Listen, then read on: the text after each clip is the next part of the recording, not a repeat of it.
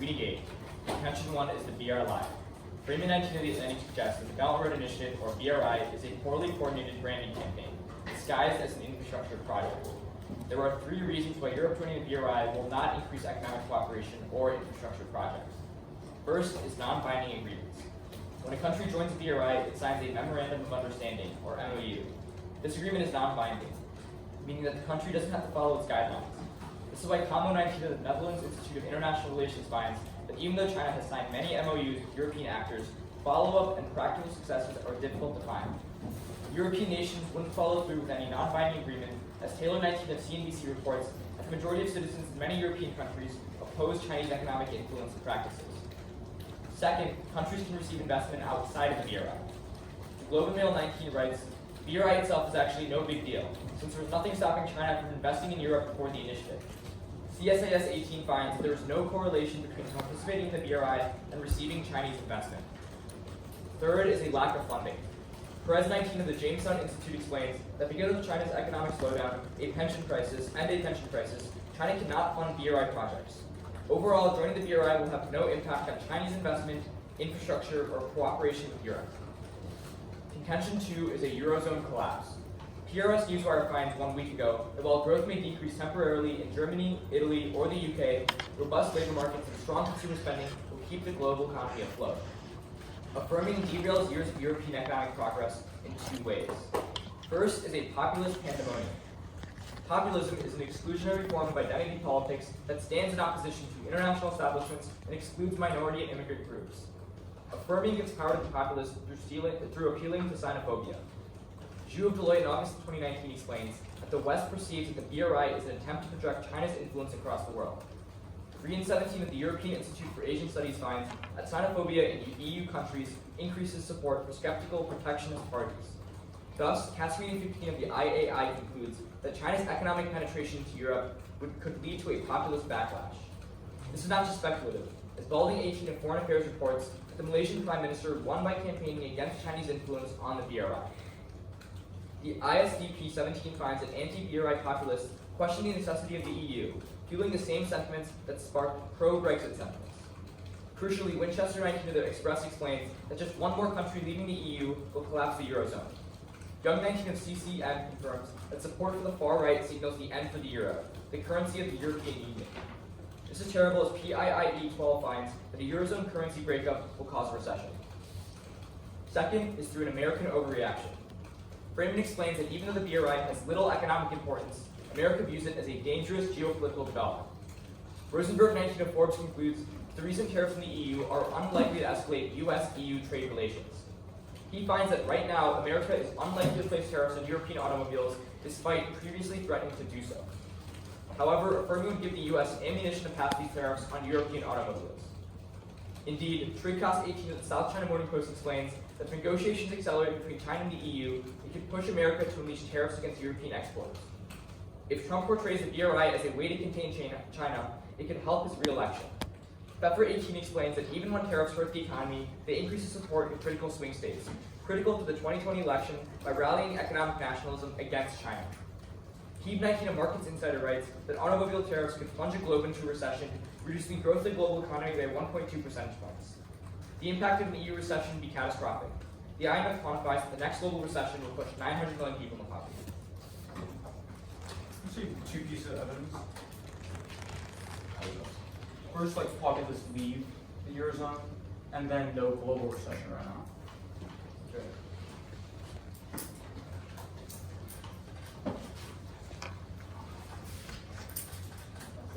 Not type super loudly, sorry.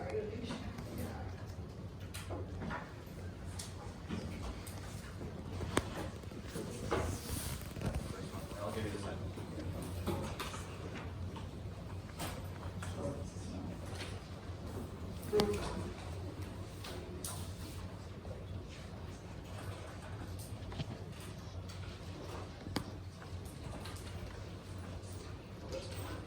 And then No recession right now.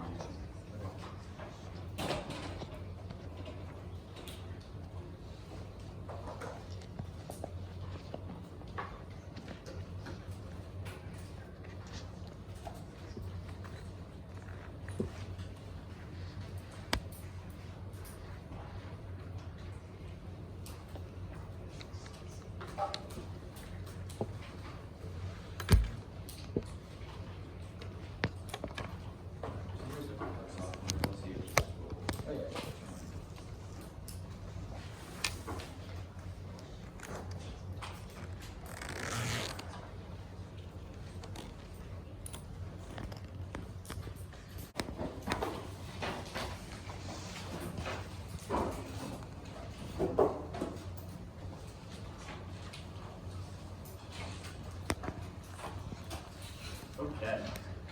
Is anyone not ready?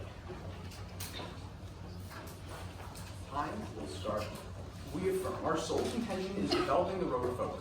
Eurostat 19 finds that when 113 million people in the EU live on the brink of poverty, and Europe 11 finds that 33 million people are malnourished. Luckily, the EU joining the BRI, a massive infrastructure project, solves their main problem. Winters 18 finds that Europe has deteriorating infrastructure and is starved of capital. Goulard 17 furthers that while individual states are currently working with China, the lack of complete EU cooperation is preventing effective economic growth. Montano 19 furthers that only the EU as a bloc, not individual states, can sign trade agreements with China, affirming sparks the European growth miracle in 3 distinct ways. First is by increasing employment.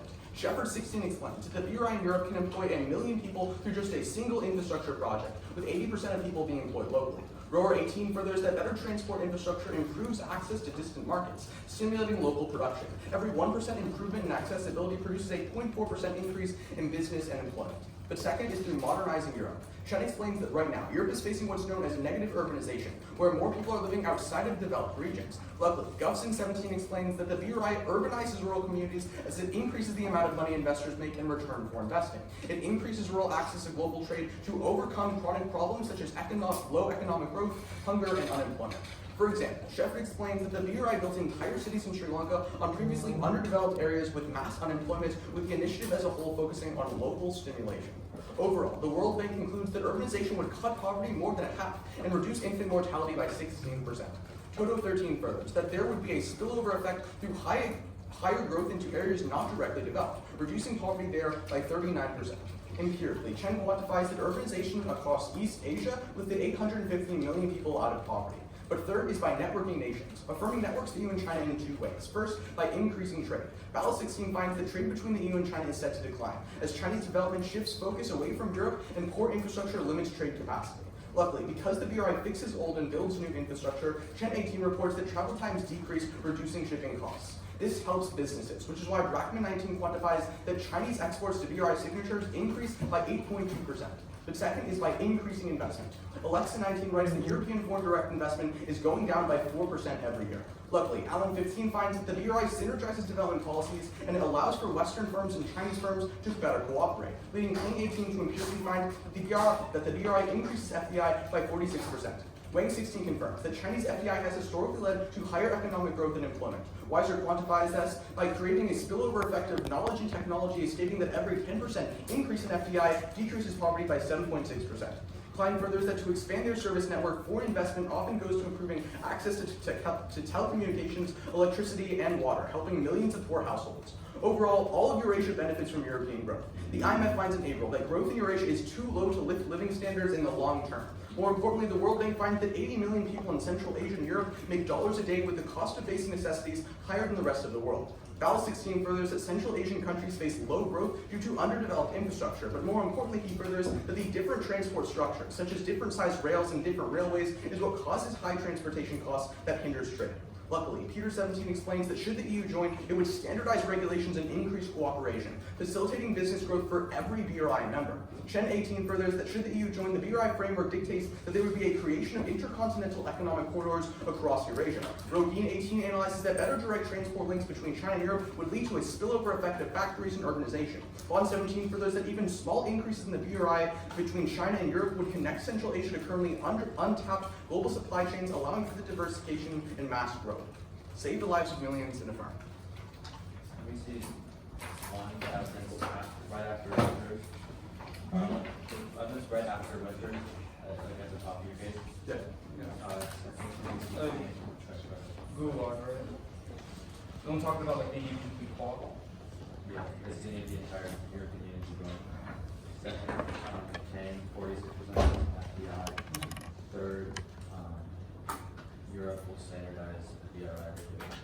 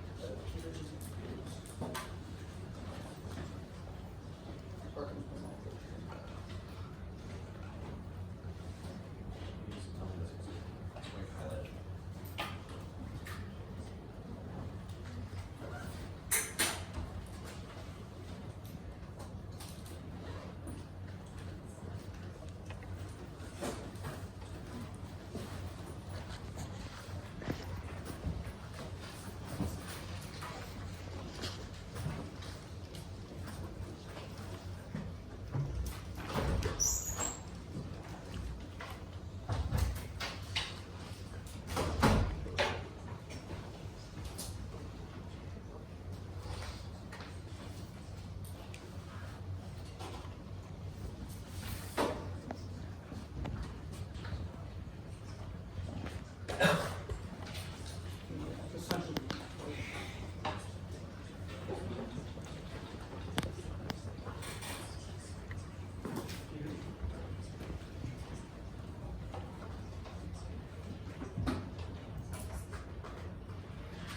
Let me see. Yeah, it's gonna tank. There's one part of the party side.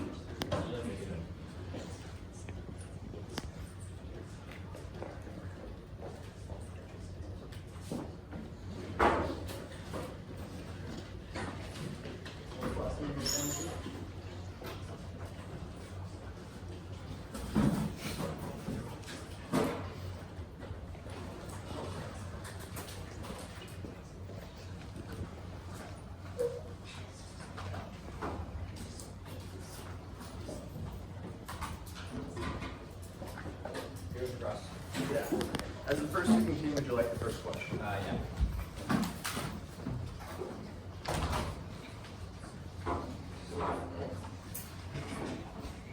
Alright, is everyone ready? Why does the EU need to join the BRI to sign trade agreements? Specifically, we say that in order for China to sign trade agreements with the entirety of the EU, they need to be able to work with the, not just individual states, but the entirety of the EU international organization. No, I get that, but why can't they do that now instead of BRI? Because they're less incentivized, because they're not as interconnected. But wait a second. The way that you say that they get interconnected is by doing trade agreements. So I think you're really putting the cart before the horse here. Now, I'm just saying, once they join the BRI, they become better trade allies, and they become more interconnected, and China has a because they bigger sign incentive. trade agreements. But The BRI you yourself trade tell me that the reason why they're not doing that is because of a lack of connection. I'm So saying if they're not going to sign trade specifically agreements, for infrastructure, there's a lack of connection between the entire EU as an international And also- organization and sure, China, but specific to FDI, it's a lack of information flows between Chinese firms and European firms. So you've asked multiple questions. why I'm does gonna the take BRI one. solve that? We read it to you and Why? you can Well, contest it can and you rebuttal. explain it? But you've asked multiple questions, I'm gonna take one. Let's talk about your contention one on how the BRI basically does nothing. Yep. So if history is bound to repeat itself, and the vast majority of countries that have joined the BRI have built infrastructure projects and increased FDI, isn't your argument pretty improbable? We just say that would have happened otherwise. We give you the You're not CSIS responding to my question. Well, can I respond to it? We give you the CSIS evidence that specifically says that there is no relationship between the BRI and Chinese investment. So even Okay, these but countries if there's a would have relation benefited between from- countries that join the BRI and countries that build No, but our infrastructure- CSIS evidence empirically says that there is no relationship. It looks at many countries, the current ones. It looks at many countries as well as 173 infrastructure projects. Yeah, I've read your That's your CSIS evidence. What it explains is that they're just as likely to invest in non-BRI countries as they are BRI countries. Here's the issue Yeah, with that, that's though. exactly That's why talking about they're- all past Chinese infrastructure projects. We're saying that uniquely, because the EU joins the BRI, that increases their relationship and increases the probability that they start to economically But you cooperate just with said each that other. it's just as likely. It's on the just as CSIS likely, evidence. yeah. Before China had the BRI, they weren't investing in countries that were in the Can I BRI. ask you a question? Yeah. Your first one on increasing employment, is that contingent on building infrastructure or signing an agreement? So it's contingent on building infrastructure, which happens once you sign the Is agreement. that same with your second warrant and your first part of your third warrant? So So I don't know, basically, you can make that argument. is everything in your case contingent on building infrastructure aside from FDI? It's contingent on them increasing cooperations, building infrastructure, and generally working together Kind more of as vague. trading What do you mean by partners. increased cooperation? What are they going to cooperate over? They're going to become like better alliances with each other because they're working more with each other. That's still pretty vague. What does that mean? They become like better friends, I guess. Like what? Do you want me to specify a number of how much I'm they just increase wondering in how their they do friendship? that. or- I mean, I think it's, okay. I'd say their friendship probably isn't that high right now, insofar as they're decreasing investment right Okay. now. But once they join the BRI, it probably goes up. Okay. So let's talk about populism. Isn't populism pretty prominent in the EU right now? Not really. It isn't. I mean, your evidence disagrees with you. Well, they're not the ones, which evidence? The one we called for. Which one? The EU countries splitting outside of the EU if they increase in populism. It already says populism is a pretty big issue right now. Well, no, but it's not past the break for them to leave the EU. Past the brink just says divide the EU in terms of like What's what that they about? talk about.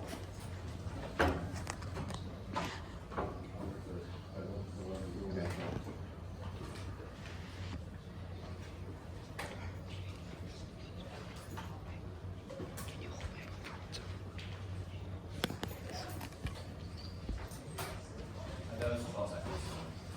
It's like 38 minutes.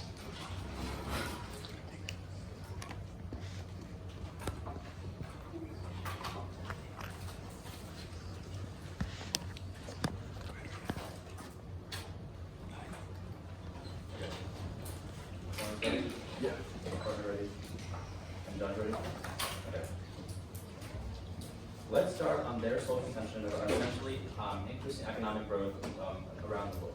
The thesis of their case is essentially that if Europe joins the Belt and Road Initiative, one way or another, they're either going to increase cooperation, increase infrastructure projects, or some sort of economic connectivity.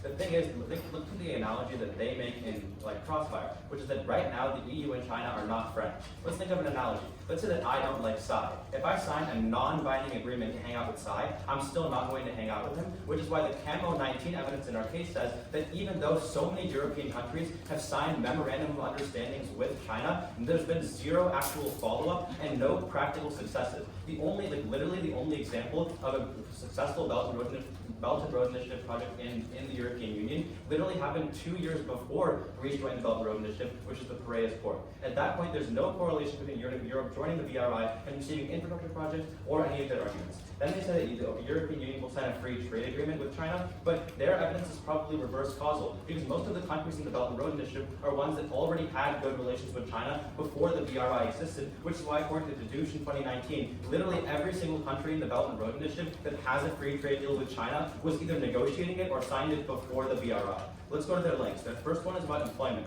First of all, it's not going to be European employment. According to Hillman, in 2019, 89% of the jobs go to Chinese firms. But second of all, in the long term, the increased debt levels will cancel out any of the effects of economic stimulus. According to Kong in 2019, when a country joins the Belt and Road Initiative, they see a 9.3% increase in debt in the long term because then they take a loan out from China. And according to the European Central Bank, high levels of debt cancel out any of the economic effects of stimulus. On their second link about cities, China building cities in the European Union, I would argue that Europe is never going to give access to critical infrastructure like internet and other things that are a critical component in the construction of cities to the European Union because of our CNBC evidence that says that 2/3 of people in Europe are skeptical of Chinese investment, especially in critical infrastructure, so they're never going to accept a Chinese project. But second of all, even if they wanted it, we give you in our second warrant of our case that China could have built it in either rules before without the Belt and Road Initiative. And third of all, we tell you in our case that China has no money to build these projects anyway.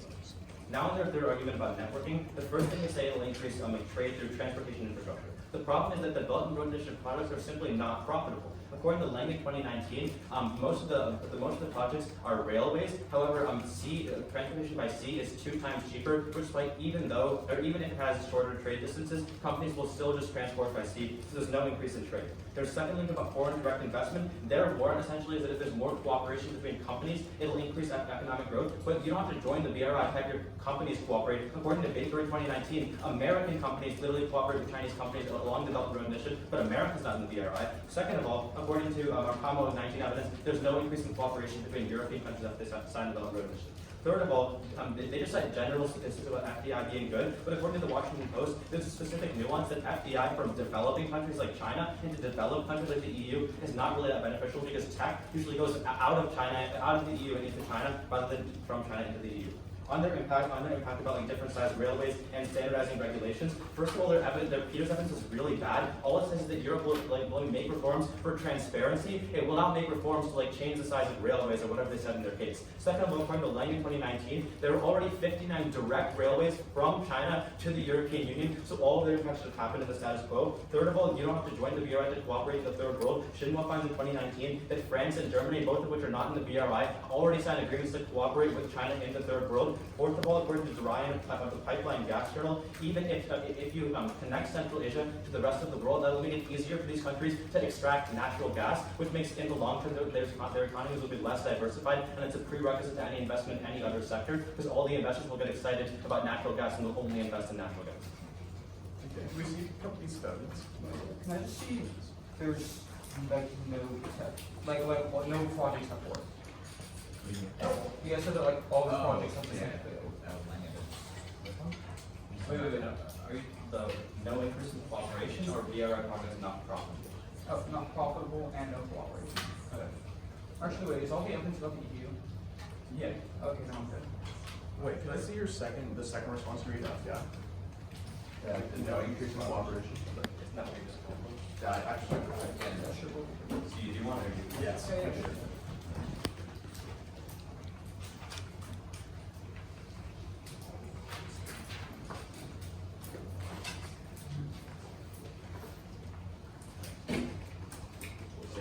That's the example, that's the exact same.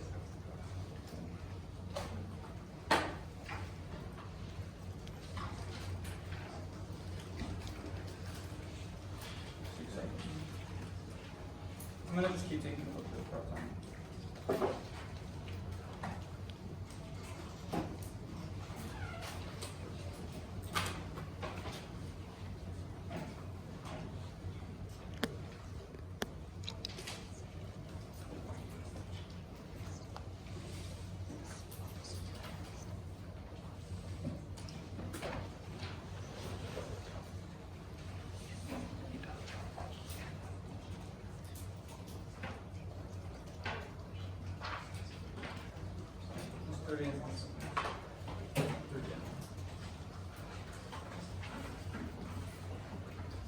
So it's going to start off on my case.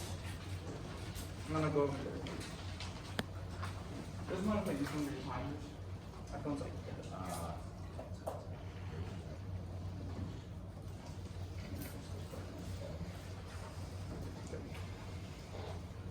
Actually, I'll go down their case and then I'll go to my case. Clemens ready?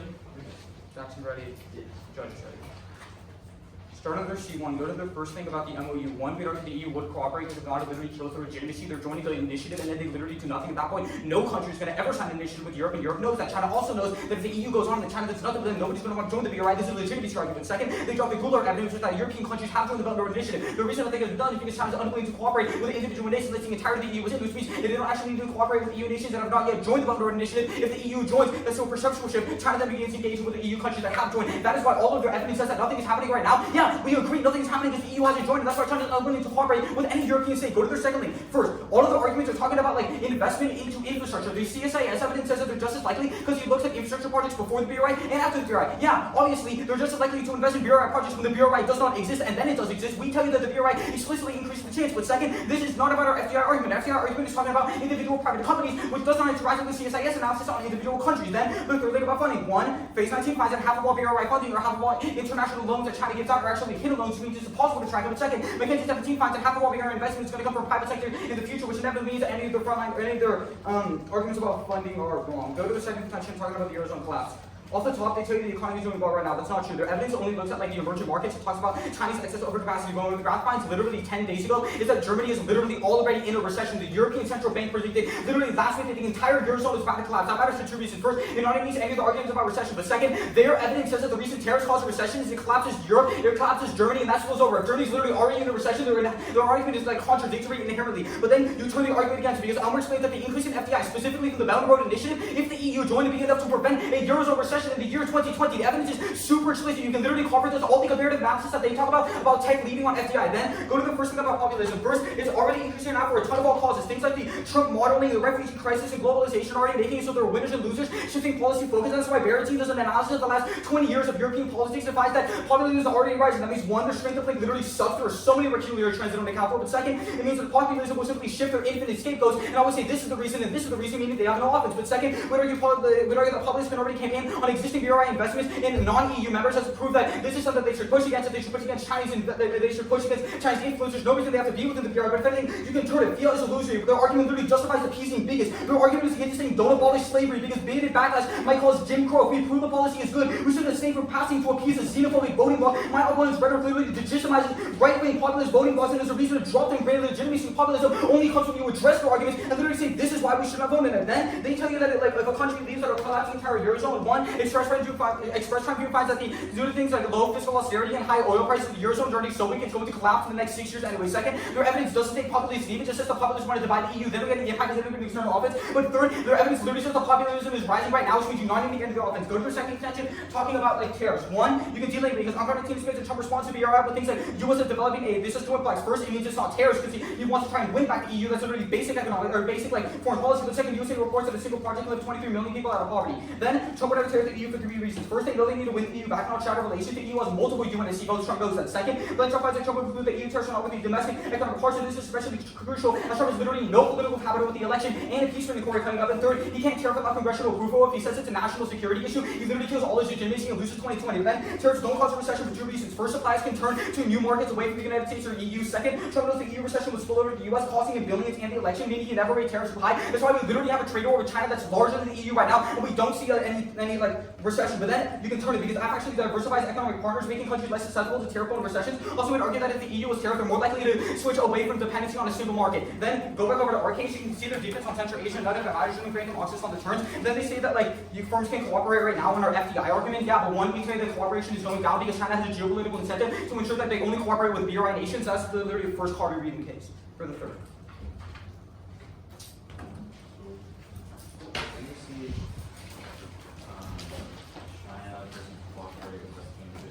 The last thing Well, this one's talking about Eurozone. The argument on geopolitics. I can get you evidence that China cares more about the geopolitical aspects of the BRI than the economic one.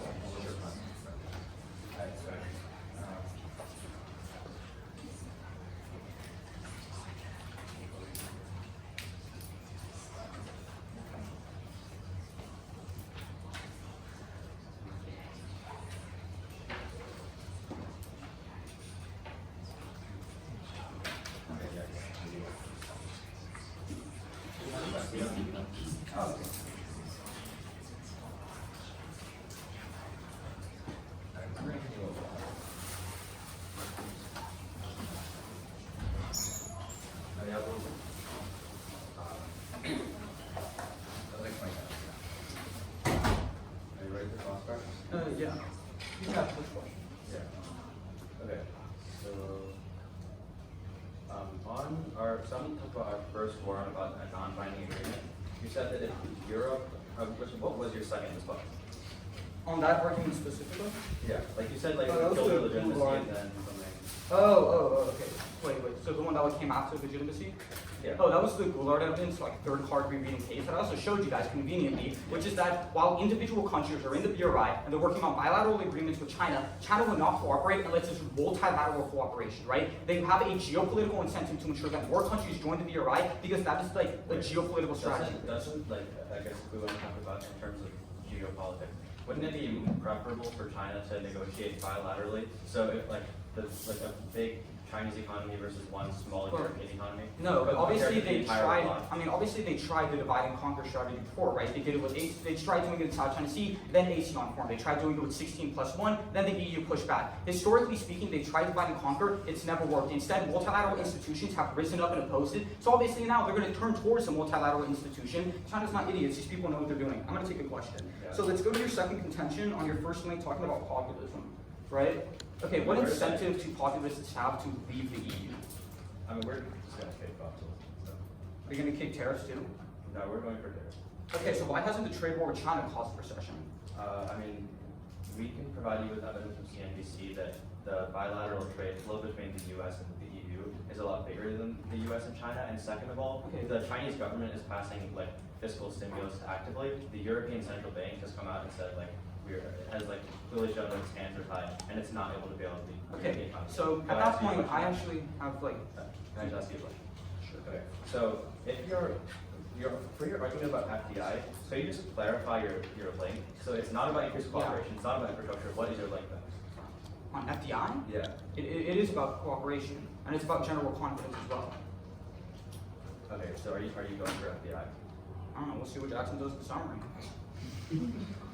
It also probably depends on your summary. Okay, I'm going to take a question. So you said the two reasons that China is not causing a recession right now is because one, bilateral trade flows are higher with Europe, and second, China is passing stimulus. But one, don't tariffs not stop all bilateral trade flows? Only once, with the automobile industry. So I'm really confused as to why something that's Ferraris crashes the economy. But second, on your other one, doesn't that literally mean that EU should join the BRI?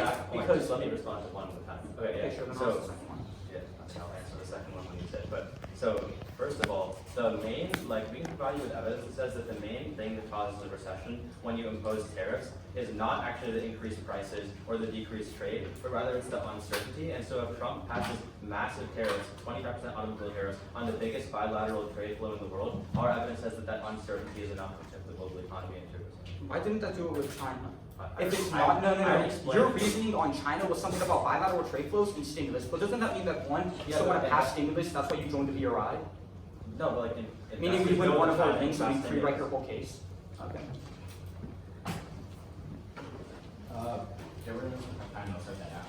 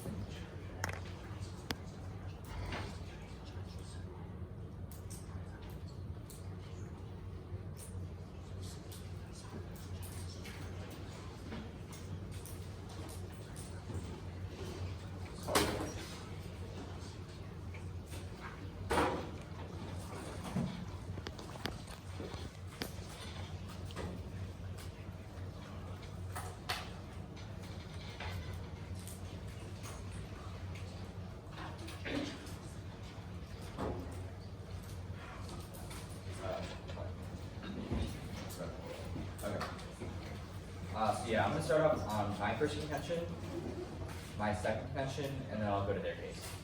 So is everyone ready? In our first contention, we say that with the EU joining onto the BRI will not increase cooperation. Our first warrant is essentially saying that memorandums of understanding are non-binding, so they don't have to increase cooperation. And our second warrant, we say that even if they do want to increase cooperation, they can already do it in the status quo. They say that one, that'll kill their legitimacy if they don't, but we would say it won't if it's a non-binding agreement. And they talk about how the EU has already joined and China doesn't want to cooperate with individual countries. But one, we already give you examples of them doing that in status quo. We show you the Piraeus port in Greece is an example of that. More of our Lang evidence specifically says that there are already 59 connections, so they are willing to do this in the status quo. And they talk about how our CSIS evidence, which says there's no relationship between BRI and Chinese investment, is bad because it looks at the before and after. I would say that's a pretty good indicator because investment does not change before and after a country joins the BRI. That literally means that the BRI does not contribute to anything. Then they say this argument doesn't apply to their FDI argument. Yes, it does, because their FDI argument is, as they say in Crossfire, is linked to increased cooperation. If cooperation will, if country doesn't want to cooperate, they don't have to. If they do want to, they can already do it in the status quo. But third, you can actually instantly destroy their case with a third warrant on a lack of funding. What we specifically say from Perez is that China can't fund new projects, so the infrastructure they talk about won't actually happen. That's really crucial because they talk about hidden loans, but our Jamestown Institute specifically says that construction is decreasing, so even if there are hidden loans, empirically there isn't enough funding. And they talk about how half is coming from the private sector, but our Jamestown evidence also says that private sector investment is decreasing since there are much more profitable ventures aside from the BRI.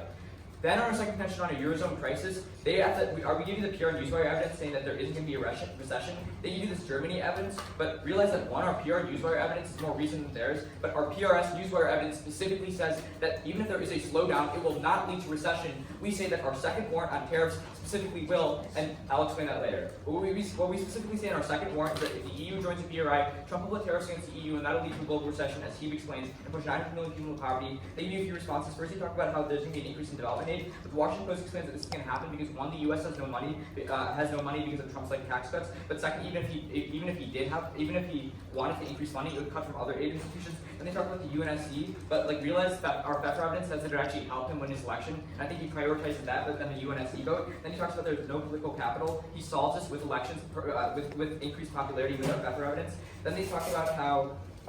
Then they talk about Congress, but Trump doesn't listen to Congress empirically with tariffs. Then they talk about how they can get new markets, but tariffs in 1963 against the EU have empirically still harmed them, so they can't just find new markets like that. And they talk about how to explore the U.S. so he wouldn't do it, but one of our FEFRA evidence says that historically he has, and second, he doesn't think that when he is putting tariffs. Then they talk about how they diversify the economy to rely on the first convention. Then on their case, you can extend our debt trend. We say there's a 9.3% increase in debt, and that cancels stimulus. They drop this, so you can instantly take out all their offense. Moreover, on their second warrant, where they talk about the second argument on FDI investment, realize that one, they dropped the Washington Post evidence that explains that FDI from a developed country to another developed country isn't effective, so it'll have no growth, not increased growth. But our camo evidence once again says there's no increased cooperation. And over our Baker evidence specifically says that America can always cooperate with China. They just say it's geopolitical, but one, the U.S. example disproves since there are already so many geopolitical tensions between the U.S. and China. And second, it's Chinese companies doing it, not the Chinese government.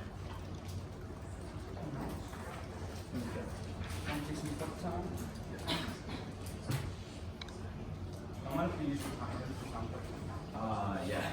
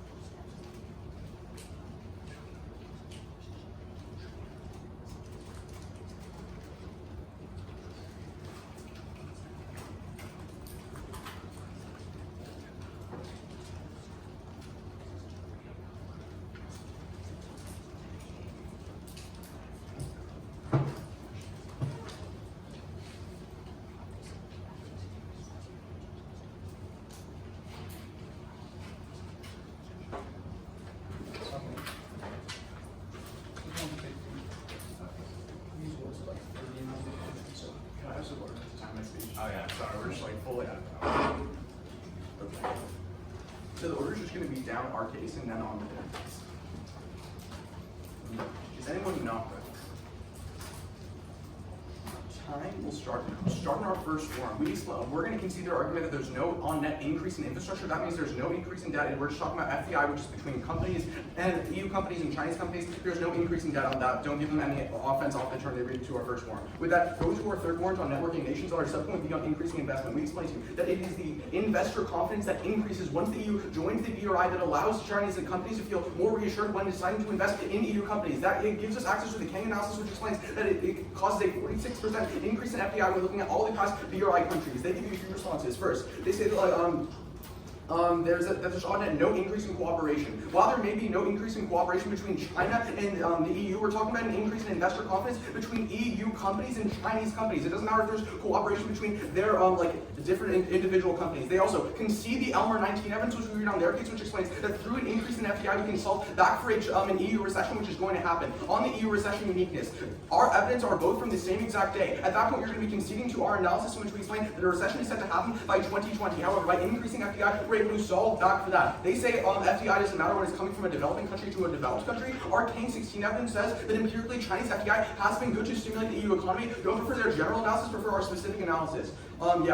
Go on to their case. There's a few things you need to extend. First, on their first warrant on populism, they drop the biggest thing which is going to lose them the round. They drop it first. Fiat is illusionary, and so whatever happens in this round doesn't actually mean that you join the BRI, and instead you're going to be preferring the problematic analysis that they make. This means when they're talking about not joining the BRI because it could potentially spark populist uprising, that is comparable to us saying like we shouldn't abolish slavery because the slave owners would be mad. We should be instead looking at the direct implication that this policy has, and that's why you're going to be voting on us. Except they drop the debater argument because they never respond to this. It's 100% probability you're going to be voting for us cleanly here. With that, I dealt with the Germany recession debate. We get clean access to Elmer. With that, go into their argument on tariffs. There's a few things you have to extend.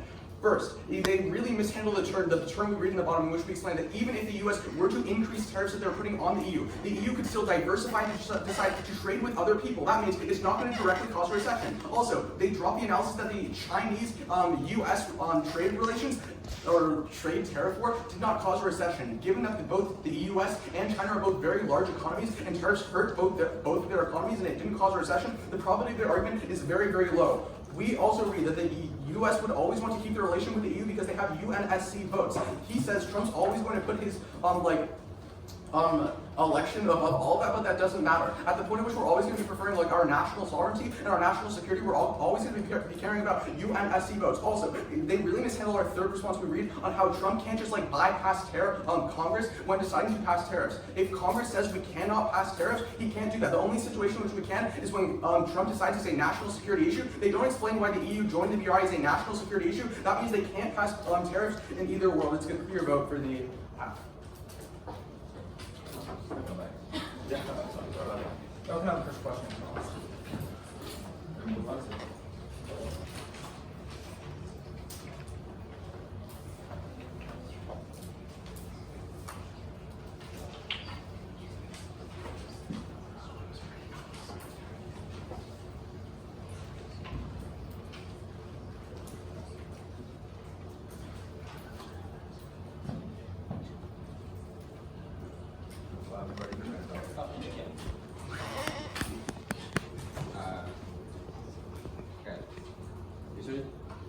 Yeah. So for FDI, you say that it's all about investor confidence, but in order to get investor confidence, your link is increasing cooperation, correct? No, it's What just is increasing investor confidence because once China's So how's companies investor know confidence? that they're Analysis? close with the EU because they've joined the BRI, they're going to be like, okay, we have good relations with them, we're going to be able to increase FDI into their country. So that's just because of the cooperation. They have good Because they relations. joined the BRI. Cooperation is separate. Cooperation inherently assumes there's state action. We say the only state action that needs to happen is what we get by fiat. That's enough action. You guys say that some cooperation needs to exist, but you ignore that fiat is still the EU doing something. Yeah, but they don't have to like. Yeah, but sure, it's even just like, co-op. Like the Fiat EU is Fiat choosing to only be closer to China. Fiat only dictates that the EU joins the Belt and Road Yes. Initiative. And That doesn't mean that we investors have see to that continue as adhering to it. no, exactly. It doesn't matter. Investors see that as, oh, the EU joined the BRI, and now we're getting better and all that. That You know what I makes mean? sense. Right. First of all, your valid evidence from case is specific to cooperation. So if I recall from your case, it is specific to cooperation. We extended the link on increased investor confidence. Well, we're extending your Allen evidence throughout all these speeches. So yes. Okay, nice, then we'll go for a different link, like we extended, like I also said, Wait, in you rebuttal, I can't- said it was the only double links- links. The only link you extended. In rebuttal, he said it was double, it was doubling. And I went for the investor confidence link, in which we explained that Well, I mean, because if you prove that cooperation is already happening, that shows we have better that relationships. FDIs are already increasing, so you're Oh, It's did not you drop, increasing. no, because you dropped the evidence that Chinese FDI to Europe is decreasing right now. by 5% every year. No, but we don't like. But if that is true, then that means that. Well, wait, if No, that if that is is true, that means we win uniqueness, which means our strength of link is higher than yours. No, but if your link is already triggered, if we prove that another link is triggered with that, and FDI increases already, Goes down. This doesn't solve it. It's because there's no increase in cooperation between companies when you firm because of our combo at 19 evidence that says that empirically when you analyze memorandum of understanding that European companies have Europe has signed with China, there has been no on-net increase in economic cooperation. So even if they prove that China wants to cooperate more with the European Union, we can be clear once by Europe will never cooperate with China.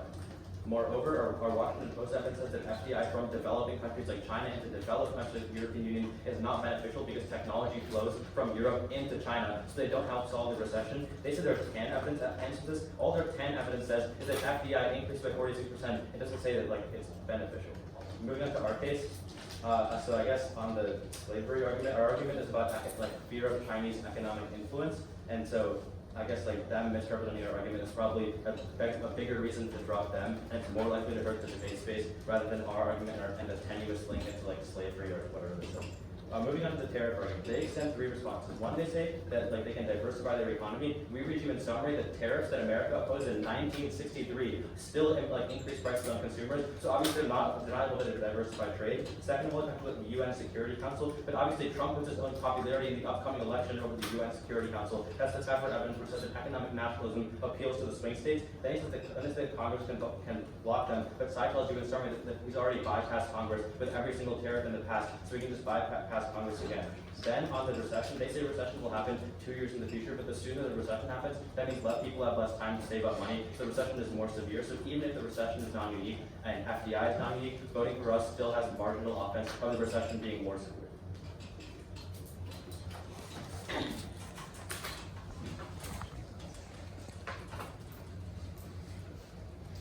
So if it's 2%, now it's 2, I'm giving my 2 cents on the round.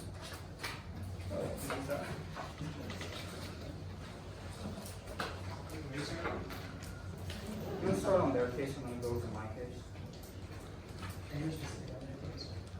Just top down. Jackson ready? Yes. Hunter's ready. Most importantly, judge is ready. Fiat is illusory. Off the bat, you can literally not consider any piece of offense they extend in today's round. Literally, you can stop round right now. It is game over. They do not make a single response to the only piece of pre-Fiat offense in today's round into their last speech, and the reasoning is simple. They know they messed up, and now they're trying to kick out of it, but you can't kick out of problematic rhetoric. They say we misrepresent their argument, and you should drop us, but one, they misrepresent our argument, talking about company cooperation, saying it's country cooperation, so if anything, you can drop both of us for this, but at that point it doesn't matter, because then we still have some risk of offense. But second, we're not misrepresenting their argument. They say it's about fear of Chinese economic influence. That's literally our exact argument, like fear of the federal government abolishing slavery in southern states justifies them leaving and justifies the Civil War. They are saying that the same kind of rhetoric which justifies don't abolish slavery because slave owners get mad. It is the exact same rhetoric, it is the exact same discourse. You drop them now. Then, let's go to this tariff argument. The only thing that they extend is that in 1963 we imposed tariffs and the prices went up, but they don't extend the argument that that actually led to a recession, which means you can extend Jackson's response that diversification prevents the tariff from actually leading to a recession. That means they don't get access to any of their severity arguments, which means you can extend all of our more recent evidence in theirs, which is that Germany is literally already in a recession, so it's happening right now. But second, most importantly, the Eurozone is going to go into a recession literally next year. It's not a couple of years. At that point, you can also extend Elmer, which is the only comparative analysis today around, which is the increase in FDI coming from the EU, specifically joining the initiative being enough to prevent a recession in the future, meaning one, we call all the offense, and two, they don't have any impact. Then, go over to our case. This is really, really simple. All they say is our tank evidence doesn't say it's beneficial. One, our Wang evidence does. They misheard Jackson. But second, you can call for Elmer. It does the comparative analysis. Second, they say that cooperation is needed and that there's no co-op right now. It does not matter. They drop the confidence argument that one investment into Europe from China is going down right now. That's conceded uniqueness, means our strength of link is higher. But second, that the confidence goes up because of the Belt and Road Initiative. That is the analysis we made in rebuttal. That's enough to prevent the upcoming recession. It's so much conceded offense in today's round.